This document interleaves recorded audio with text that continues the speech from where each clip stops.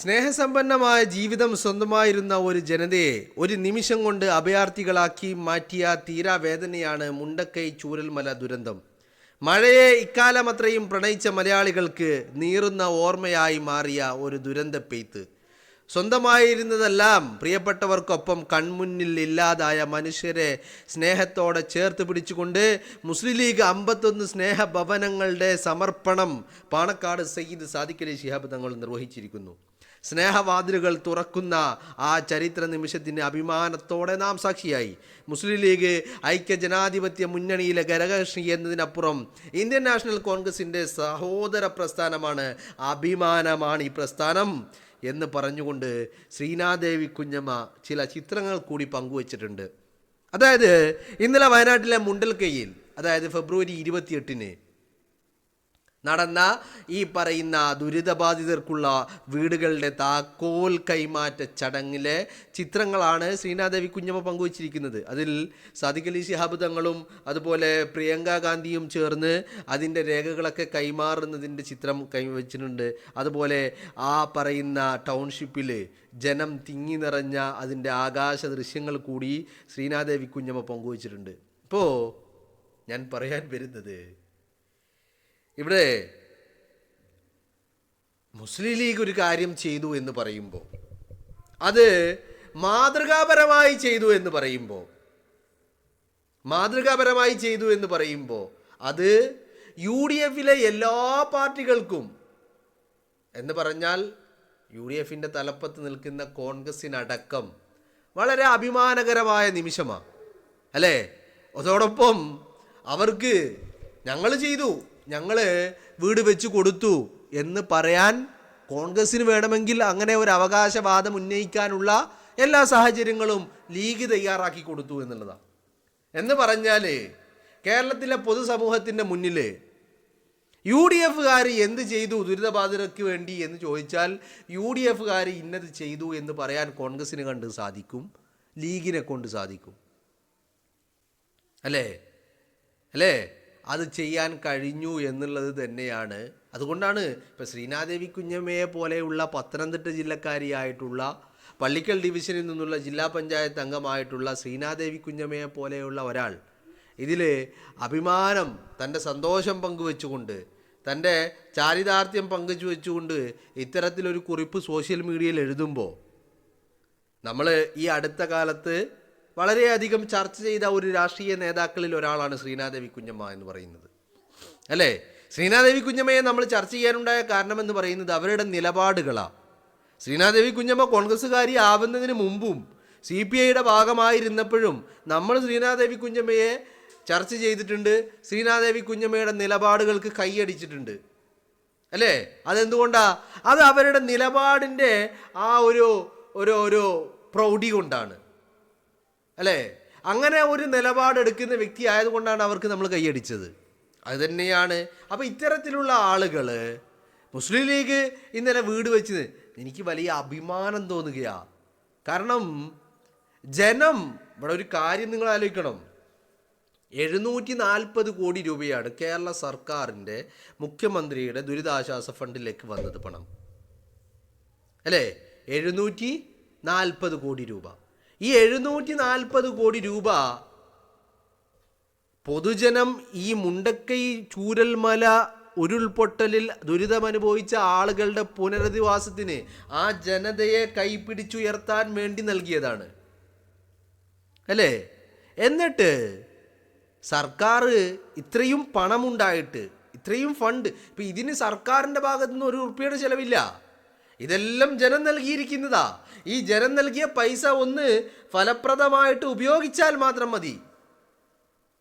അത് ചെയ്യുന്നതിൽ പോലും സർക്കാരിന് വലിയ വീഴ്ചകൾ പറ്റി. എന്നാൽ ലീഗിന് കിട്ടിയത് വെറും 40-50 കോടി രൂപയാണ്. ആ 40 കോടി രൂപയാണെങ്കിലും 50 കോടി രൂപയാണെങ്കിലും അത് വളരെ കൃത്യമായിട്ട് ലീഗ് ഉപയോഗപ്പെടുത്തി വിനിയോഗിച്ചു എന്ന് മാത്രമല്ല ലീഗ് വളരെ കൃത്യമായിട്ട്, നമ്മൾ സാധാരണ പരസ്യങ്ങളിൽ കാണാറുണ്ട്, കൊച്ചിയിൽ റെഡി ടു ഒക്യുപ്പേ ഫ്ലാറ്റ്, അല്ലെങ്കിൽ കാക്കനാട്ട് റെഡി ടു ഒക്യുപ്പേ വില്ല എന്നൊക്കെ പറഞ്ഞ് പരസ്യങ്ങൾ കാണാറുണ്ട്. അതിനെയൊക്കെ അത്തരം പരസ്യങ്ങളിൽ പറയുന്ന പരസ്യവാചകങ്ങളെ അന്വർത്ഥമാക്കുന്ന രീതിയിലാണ് ലീഗ് ഇന്നലെ അവിടെ ഈ വില്ലകളുടെ കൈമാറ്റം അല്ലെങ്കിൽ താക്കോൽ ദാനം, ഈ താക്കോൽ കൈമാറ്റമൊക്കെ നടത്തിയത്. അല്ലേ? നിങ്ങളൊന്ന് ആലോചിച്ച് നോക്ക്. എല്ലാം വളരെ കൃത്യമായ പ്ലാനിങ്ങോടുകൂടി, എല്ലാം വളരെ കൃത്യമായി അണിയിച്ചൊരുക്കി, ആ വീടുകളിൽ ഫർണിച്ചറുകളും അവിടെ ഉപയോഗിക്കേണ്ട അത്യാവശ്യം വീട്ടിലെ ഉപകരണങ്ങളും ഒക്കെ നൽകിക്കൊണ്ട് ഇപ്പോൾ പറയുന്നത് ഉദ്ഘാടനം ചെയ്ത് കഴിഞ്ഞതിൽ പിന്നെ ആ വീടുകളിലേക്ക് വേണ്ട സാധനങ്ങളുടെ ഒഴുക്കാണെന്നാണ് പറയുന്നത്. ഒഴുക്ക് എല്ലാ അർത്ഥത്തിലും എന്ന് പറഞ്ഞാൽ സാധാരണ നമ്മൾ പണ്ട്, ഇപ്പം അങ്ങനെ അത് കുറവാട്ടോ.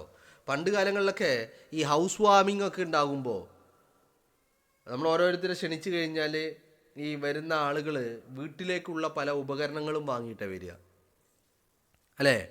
അത് പണ്ട് അങ്ങനെ ഉണ്ട്. ഇപ്പം അതില്ല. ഇപ്പം അതില്ലാത്തതിന് കാരണം എന്താ അറിയാമോ? ഇപ്പോൾ വീട് ഉണ്ടാക്കുന്നത് തന്നെ വളരെ ഇൻറ്റീരിയറൊക്കെ ചെയ്ത് വളരെ കൃത്യമായ കളർ തീമോട് കൂടി വിൽക്കുകയാണ്. അപ്പോൾ അതൊക്കെ ആ വാങ്ങുന്ന സാധനങ്ങളൊക്കെ അതിൻ്റെ ആ കളർ തീം എല്ലാം മാച്ച് ആവുന്നതായിരിക്കണം. അപ്പോൾ ഇത്തരത്തിൽ ഗിഫ്റ്റ് കൊടുക്കുന്ന പരിപാടി ഇപ്പോൾ കാലങ്ങളിലായിട്ട് ഇല്ല. പണ്ടതുണ്ടായിരുന്നു. ഇപ്പം അത് ആളുകൾ ഗിഫ്റ്റ് സ്വീകരിക്കുന്നതല്ല എന്ന് ഇപ്പോൾ ഈ എല്ലാ മറ്റേ നമ്മളെ ഈ ക്ഷണക്കത്തുകളിൽ, ഇൻവിറ്റേഷൻ ലെറ്ററുകളിലൊക്കെ എഴുതി വെക്കുകയാണ്, നോട്ട് ദ പോയിന്റ് എന്ന പോലെ. അപ്പോൾ ഞാൻ പറഞ്ഞു വരുന്നത്, പക്ഷേ ഇന്നലെ ഈ പറയുന്ന ലീഗിൻ്റെ വീടുകളുടെ താക്കോൽ കൈമാറ്റം നൽകി, അതിൻ്റെ രേഖകൾ കൈമാറ്റം ചെയ്തു, അവർക്ക് നൽകി കഴിഞ്ഞപ്പോൾ എന്താ അവിടെ സംഭവിക്കുന്നത്? ഇപ്പോൾ അവിടെ വന്ന ആളുകളിൽ പലരും ഓഫർ വെച്ചിട്ട് പോയിരിക്കുക. അവിടെ ആ വീടുകളിലേക്ക് വേണ്ട ഇനി വേണ്ടത് ലീഗ് കൊടുത്തതിന് പുറമെ, ഇപ്പോൾ നമ്മളൊരു വീട് ആണെങ്കിൽ എന്തൊക്കെ സാധനം, ഇപ്പോൾ ലീഗ് കൊടുത്തിരിക്കുന്നത് വീട് നൽകി, വീട്ടിലേക്കുള്ള ഫർണിച്ചറുകൾ നൽകി, കിടക്കാനുള്ള ബെഡുകൾ നൽകി, കട്ടിൽ നൽകി, ഡൈനിങ് ടേബിൾ നൽകി, സോഫ നൽകി, അങ്ങനെ പലതും നൽകി. ഇനി അവിടെ ലീഗ് കൊടുക്കാത്ത ഇപ്പോൾ ഞാൻ പറയാം, ചില ഫാനുകൾ, അതുപോലെ മിക്സികൾ, അങ്ങനെ പല സാധനം, വീട്ടിലേക്കുള്ള പാത്രങ്ങൾ ആവശ്യത്തിനും, ഇനി ബാക്കിയുള്ള കുറച്ച് അത്യാവശ്യ സാധനങ്ങളൊക്കെ പാത്രങ്ങളൊക്കെ ലീഗ് കൊടുത്തിട്ടുണ്ട്. ഇനി അതിലും പോരാത്ത ഇനി ആവശ്യമുള്ള സാധനങ്ങൾ, അങ്ങനെ എന്ന് പറഞ്ഞാൽ ലീഗ് നൽകിയതിൽ ഇനി എന്താണോ ഇനി കുറവുള്ളത് അതൊക്കെ ഞങ്ങൾ നികത്താമെന്ന് അവിടെ എത്തിയവർ വന്ന് പറഞ്ഞ് ഓഫർ ചെയ്തിട്ട് പോയിരിക്കുന്ന ഒരു കാഴ്ചയാണ് നമുക്ക് ഇന്നലെ അവിടെ നിന്ന് കാണാൻ കഴിയുന്നത്. ചില സാധനങ്ങളൊക്കെ ഇന്നലെ അവിടെ പല ആളുകളും എത്തിച്ചു കഴിഞ്ഞിരിക്കുന്നു. അപ്പം ഞാൻ പറഞ്ഞു വരുന്നത്, ഇത് കോൺഗ്രസ്സിന് കൂടി ഇപ്പോൾ ശ്രീനാദേവി കുഞ്ഞമ്മയെ പോലെയുള്ള ആളുകൾക്ക് അത് അഭിമാനം തോന്നുന്നുണ്ടെങ്കിൽ, ഞാൻ പറയുന്നത് കോൺഗ്രസ്സിന് കൂടി അഭിമാനിക്കാം. മനസ്സിലായില്ലേ? ഒരു പ്രതിപക്ഷത്തിരുന്നു കൊണ്ട് ഒരു കക്ഷി, തങ്ങളുടെ കൂട്ടത്തിൽപ്പെടുന്ന ഒരു പാർട്ടി ഇത് ചെയ്ത് കാണിക്കുന്നുണ്ടെങ്കിൽ, അതും വളരെ 100% പെർഫെക്ഷനോട് കൂടി ചെയ്ത് കാണിക്കുന്നുണ്ടെങ്കിൽ, അതാണ് ലീഗ്. ആ ലീഗിൻ്റെ ചാരം നിൽക്കുന്നവർക്കും ഇതിൽ ഒരു അവകാശവാദം ഉന്നയിക്കാം എന്നുള്ളതാണ് ഞാൻ പറഞ്ഞത്. കാരണം അപ്പോൾ കോൺഗ്രസിൻ്റെ ഈ പറയുന്ന വീടുകളുടെ ഇത് കുറച്ച് വൈകിപ്പോയി. അതിന് പല കാരണങ്ങളുണ്ട്. പല കാരണങ്ങളിൽ നിന്നാണ് അതിലൊരു പ്രധാനപ്പെട്ടത്, ഈ കോൺഗ്രസ് സർക്കാർ പറയുന്നത് സർക്കാർ സ്ഥലം ഏറ്റെടുത്ത് നൽകുമെന്ന് പറഞ്ഞത് അനുസരിച്ച് കോൺഗ്രസ് അതും കാത്തിരുന്നു എന്നുള്ളതാണ് അവർക്ക് പറ്റിയത്. പക്ഷെ ലീഗ് അതിൻ്റെ പിറകെ നടന്നെങ്കിലും കിട്ടില്ല, ഇത് നമ്മളെ പറ്റിക്കുന്നതാണ് എന്ന് മനസ്സിലാക്കിയപ്പോൾ ലീഗിൻ്റെ പണി നോക്കി കുറച്ച് മുൻപേ സ്ഥലം വാങ്ങി വീട് പണി ആരംഭിച്ചു. പക്ഷേ കോൺഗ്രസ് ഇത് തിരിച്ചറിയാൻ കുറച്ച് ലേറ്റായി പോയി എന്നുള്ളതാണ്. എന്താണെങ്കിലും കോൺഗ്രസിൻ്റെ ഭവന പദ്ധതി അവിടെ നടക്കുന്നുണ്ട്, തുടങ്ങിയിട്ടുണ്ട്. ഇപ്പം എൻ്റെ ഒരു സംശയം, ഈ DYFIയുടെ, അതുപോലെ SFIയുടെ, അതുപോലെ CPMൻ്റെ ഒക്കെ ഈ ടൗൺഷിപ്പ് എവിടെയാണ് എന്നുള്ളതാണ്. ഞാൻ മഷിയിട്ട് നോക്കിയിട്ടും എവിടെയും കാണാൻ കഴിയുന്നില്ല. മനസ്സിലായില്ലേ? കോൺഗ്രസിൻ്റെ വളരെ ലേറ്റായിട്ടാണെങ്കിലും കോൺഗ്രസ് പണി തുടങ്ങിയിട്ടുണ്ട്. ലീഗിൻ്റെ 51 കൈമാറിക്കഴിഞ്ഞു. ബാക്കി ഇനിയുള്ളത് പകുതിയിലേറെ കൊടുക്കാനുണ്ട്. അത് വരും ദിവസങ്ങളിൽ തകൃതിയായി പണിയെടുത്ത് അത് കൈമാറും. അപ്പോൾ എൻ്റെ ചോദ്യം, DYFIയുടെ ടൗൺഷിപ്പ് എവിടെയാണ്? DYFI 100 വീടെങ്ങാനും പ്രഖ്യാപിക്കുന്നത് ഞാൻ കണ്ടിരുന്നു. കാരണം ഉരുൾപൊട്ടലുണ്ടായ അതേ ദിവസം VK സനോജോ വസീഫോ ആണ് തോന്നുന്നു, ആരോ ഒരാൾ വാർത്താമാധ്യമ സമ്മേളനം നടത്തിയിട്ട് 100 വീടുകൾ അവർ പ്രഖ്യാപിക്കുന്നുണ്ടായിരുന്നു. അതുപോലെ CPMൻ്റെ വീടുകൾ എവിടെ? അതോ ഇവർക്ക് BJPയുടേത് എവിടെ? CPMൻ്റെത് എവിടെ? അതോ ഇവർക്ക് ആർക്കും ഇതൊന്നും വേണ്ട എന്നാണോ? ആയിക്കോട്ടെ, അങ്ങനെയാണെങ്കിൽ കുഴപ്പമൊന്നുമില്ല കേട്ടോ. പിന്നെ വന്നിരിക്കുന്നത് കേരളത്തിൻ്റെ സർക്കാരിൻ്റെയാണ്. സർക്കാരിൻ്റെ തന്നെ ഇപ്പോൾ പണി കഴിഞ്ഞിട്ടില്ല, താക്കോലൊക്കെ കൈമാറിയിട്ടുണ്ട്. പക്ഷേ കയറി കിടക്കണമെങ്കിൽ ഇനിയും സമയമെടുക്കും. ലീഗ് ഇന്നലെ കൊടുത്ത വീട്ടിൽ ഇന്നലെ താക്കോലും കൊടുത്ത് ഈ പറയുന്ന രേഖകളും കൊടുത്ത് ഇനി അതിൽ ലീഗിന് റോളില്ല, ഇനി അവരുതാണ്. ആ രീതിയിലാണ്. ഇന്നലെ അത് അവരുടെ കയ്യിൽ കിട്ടിയതോടുകൂടി അവരുടേതായി. ഇനി ലീഗിന് അതിൽ യാതൊരു റോളുമില്ല. ഒരവകാശവും ലീഗിന് ഈ കൈമാറ്റം ചെയ്തിരിക്കുന്നതിൽ ഒന്നും ലീഗിന് യാതൊരു അവകാശവുമില്ല. ലീഗിന് ഇനി ഉള്ളത് ലീഗിൻ്റെ ചില കടമകളാണ്. എന്ന് പറഞ്ഞാൽ ബാക്കിയുള്ള വീടുകൾ കൂടി പൂർത്തീകരിച്ച് കൈമാറുക എന്നുള്ള കടമകളാണ് ലീഗിന് അവിടെ ചെയ്യാനുള്ളത്. മനസ്സിലായില്ലേ? അപ്പോൾ സർക്കാർ കൊടുത്തതിലൊന്നും ഈ ആളുകൾക്ക് ഇനി കയറി കിടക്കാൻ പറ്റുമോ എന്നുള്ളത് പോലും എനിക്കറിയില്ല. അതിന് ഇനി എത്ര കാലം കാത്തിരിക്കേണ്ടി വരുമെന്നറിയില്ല. എന്താണെങ്കിലും CPM-ൻ്റെയും DYFIയുടെ ഇതൊന്നും എവിടെയും കാണാനുമില്ല. അപ്പോൾ എന്തായിരിക്കും ഇതിൻ്റെ നിജസ്ഥിതി ഉള്ളത്? അല്ലെങ്കിൽ ഇവർക്കാർക്കും ഈ പറയുന്ന സമൂഹത്തോട്, ഈ ജനത്തോടൊന്നും യാതൊരു പ്രതിബദ്ധതയും കമ്മിറ്റ്മെൻറ്റും ഒന്നും ഇല്ലാത്തവരാണോ? ആയിരിക്കാം, അല്ലേ? ആയിരിക്കാം, അങ്ങനെയാണ്. അല്ലെങ്കിലും ഒരു കമ്മിറ്റ്മെൻ്റൊക്കെ ഉണ്ടായിരുന്ന ആളുകളായിരുന്നെങ്കിൽ ഇപ്പോൾ സർക്കാരിന് ഇതിലൊരു ഒരു ഒരു ആത്മാർത്ഥത ഉണ്ടായിരുന്നെങ്കിൽ നിങ്ങളൊന്ന് ആലോചിച്ച് നോക്ക്. 740 കോടി രൂപ ലഭിച്ചു. ഈ 740 കോടി രൂപ ലഭിച്ചതിൽ ഇത് സാധാരണക്കാരായ ജനം നൽകിയതാണ്, അല്ലേ? അതും എന്തിന്? ഈ പറയുന്ന മുണ്ടക്കൈ ചൂരൽമല നിവാസികളുടെ പുനരധിവാസത്തിന് 740 കോടി രൂപ ലഭിച്ചതിൽ ഇവിടെ ഈ പറയുന്ന ഈ മുണ്ടക്കൈ ചൂരൽമല പുഞ്ചിരിമറ്റം, അല്ലേ? ഇത്രയും 3 പ്രദേശങ്ങളല്ലേ? ഇവിടെ മൊത്തത്തിൽ 740 വീടുകളുണ്ടോ? 740 കുടുംബങ്ങളുണ്ടായിരുന്നോ അവിടെ? ഇല്ല എന്നുള്ളതാ. അപ്പോൾ ആ സ്ഥലം അവിടെയുള്ള ഓരോരുത്തർക്കും ഓരോ കോടി രൂപ വെച്ച് നൽകിയാലും പുനരധിവാസം അവരുടെ കയ്യിൽ ഓരോ കോടി കാശായിട്ട് നൽകണമെന്നല്ല ഞാൻ പറയുന്നത്. ഓരോ കോടി രൂപ ഓരോ കുടുംബത്തിന് വേണ്ടി ചിലവഴിച്ചാലും പുനരധിവാസം വളരെ ഈസി ആയിട്ട് ഇതിന് മുമ്പ്, എത്രയോ മുൻപ് ചെയ്തു തീർക്കാൻ സാധിക്കുമായിരുന്നു. അവിടെ നിങ്ങളൊന്ന് ആലോചിക്കണം. ഇപ്പം ലീഗ് ഇപ്പോൾ കഴിഞ്ഞ ദിവസമാണ് വീട് നൽകിയത്.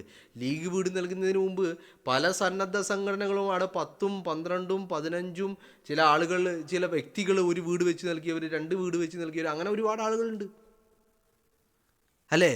അപ്പോൾ ഇതൊക്കെ സാധാരണക്കാരൻക്കും സന്നദ്ധ സംഘടനകൾക്ക് പോലും ഇതൊക്കെ സാധ്യമായിട്ടുണ്ടെങ്കിൽ 740 കോടി രൂപ ജനം സർക്കാരിൻ്റെ കയ്യിൽ കൊടുത്തിട്ട് സർക്കാരിന് ഇതിന് വലിയ താല്പര്യമൊന്നും ഉണ്ടായില്ല.